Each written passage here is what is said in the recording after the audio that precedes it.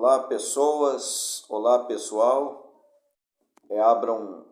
Abram um livro na página 24, no livro Contato com Biologia. Hoje nós vamos pegar passo a passo como surgiu o universo. Então vamos lá. Ciências biológicas, biologia, contato com a biologia. Página 24, a origem da vida. Então, considerando que o planeta Terra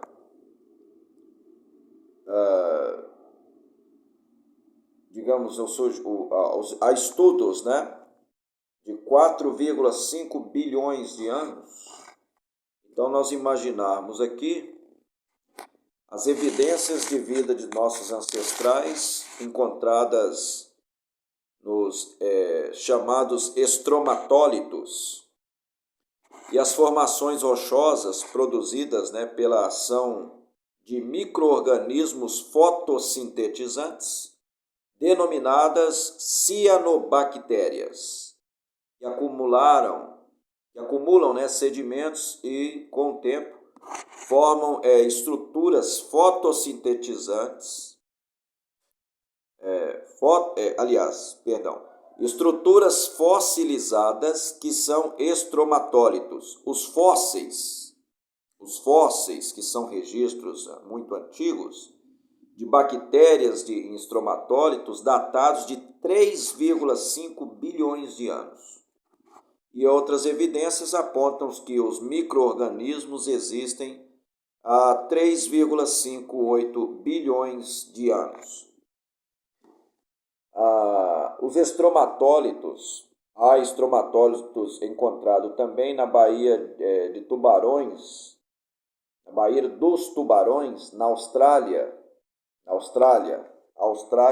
lá na Oceania. Então, a origem do universo.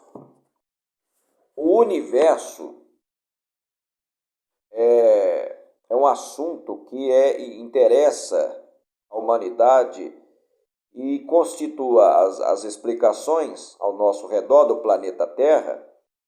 Existe a cosmologia, que permitiu que cientistas elaborassem algumas teorias e conceitos acerca do universo.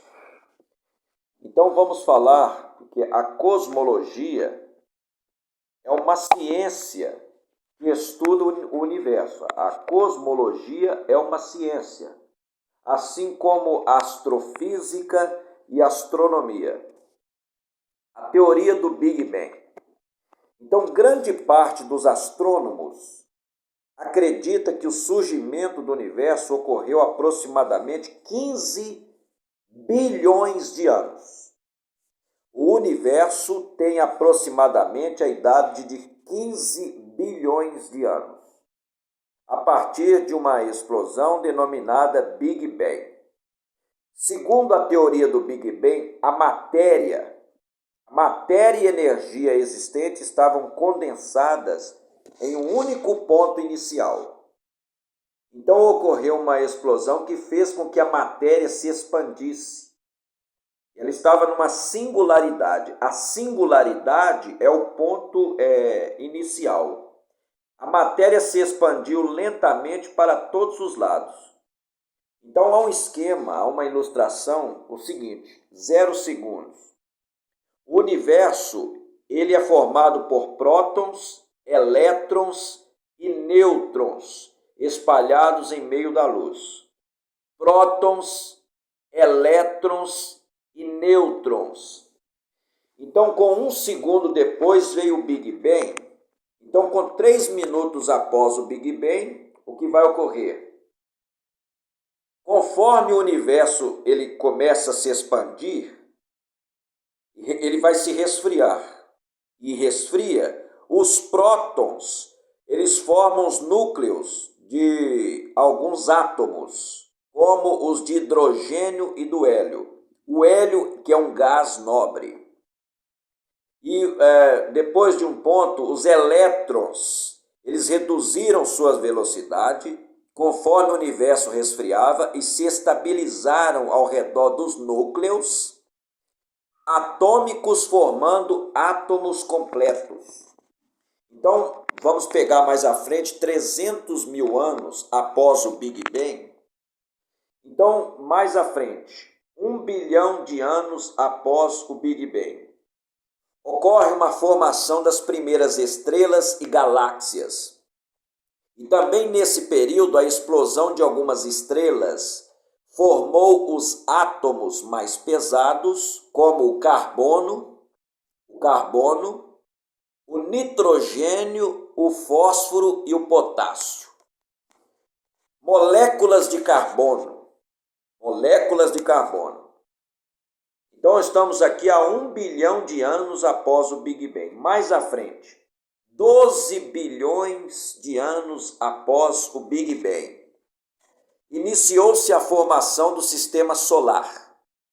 A partir da poeira cósmica, essa poeira era uma grande nuvem formada de pequenas partículas e gases.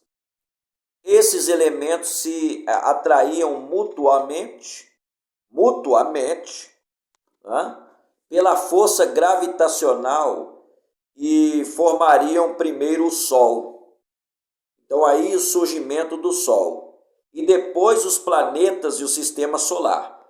Esses eventos ocorreram aproximadamente 4,5 bilhões, porque aí é o surgimento do planeta Terra. Aí será o surgimento do planeta Terra. Agora vamos falar sobre a estrutura do universo.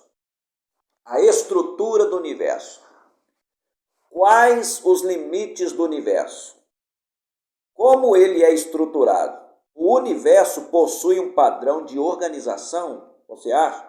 Então, muitas destas perguntas ainda não eram respondidas, mas com a compreensão sobre as propriedades da luz e o desenvolvimento de telescópios, ocorreram grandes avanços no conhecimento e na estrutura do universo. Então, segue-se o esquema. O universo, ele iniciou no Big Bang e continua a se expandir em todas as suas direções.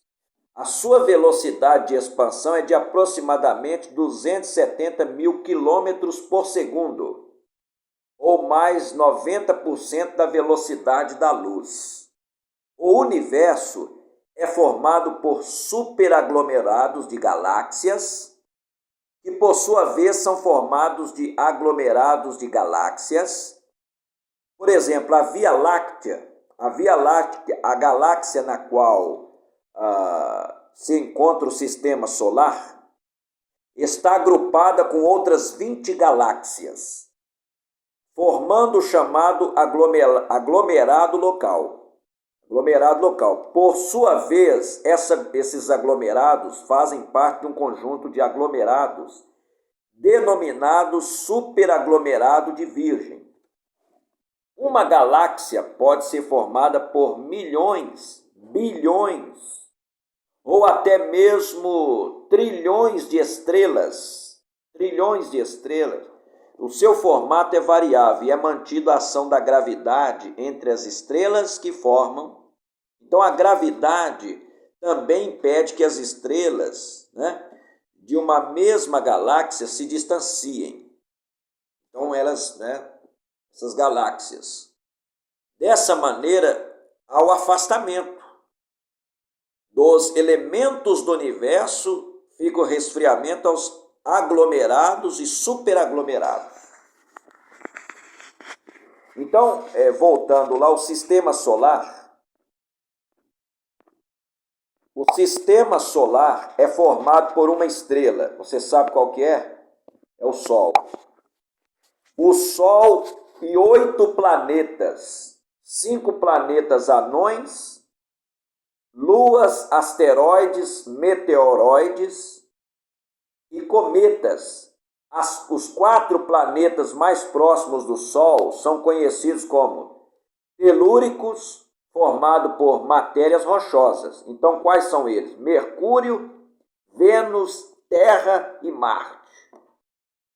Os outros 4 planetas são formados por elementos leves, são chamados gasosos ou gigantes, Júpiter e Saturno. E vai ter aqui Urano e Netuno. Os 5 planetas anões são Plutão, Ceres, Eris, Auema e Makemake. Então, entre as órbitas de Marte e Júpiter se encontram milhões de asteroides que formam um cinturão de asteroides. Ao se chocarem, os asteroides podem liberar diversos fragmentos de rochas menores que que ficam vagando no sistema solar e são chamados meteoroides, né? Então nós temos aqui a figura do Sol, nós temos Mercúrio, nós temos Vênus mais próximo à Terra, Marte um pouco mais afastado, Júpiter mais aqui, cinturão de asteroides, Saturno, Urano, Netuno lá mais afastado e o sistema solar. Vejam o sistema solar. Aqui está a Via Láctea, mais um pouco embaixo, e os aglomerados de galáxia. A ciência que estuda o universo, a astronomia, né?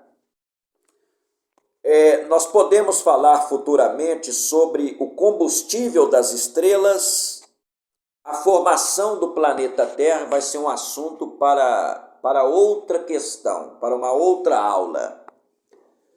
Os elementos químicos presentes no universo. Você pega aqui 1% dos demais elementos químicos, nós temos 24% de hélio e 75% é hidrogênio. Aqui você pega aqui elementos químicos presentes no universo. 24% de hélio e 75% de hidrogênio. Nós vamos pegar na próxima videoaula para falar um pouco sobre o combustível das estrelas e a formação do planeta Terra, a origem da vida na Terra. Cosmos se remete à ordem, organização. A cosmologia, ela busca estudar a organização, a ordem, o sistema, o universo. A astronomia é uma ciência que estuda o universo. Por exemplo, Aristarco de Samos, na Grécia, Aristarco, ele tinha também desenvolvido aquela tese do heliocentrismo. Mais adiante, nós vamos ver 2 cientistas laureados, como Kepler, Nicolau Copérnico, o polonês, Nicolau Copérnico era polonês, sobre o heliocentrismo, e Galileu Galilei, que por sua vez era italiano. O heliocentrismo é o Sol no centro do universo, porque hélio, do grego, é sol, hélios, e centrismo, do centro. Então, do grego, a junção heliocêntrico, sol no centro do universo, contestando o geocentrismo. A palavra geo do grego significa terra.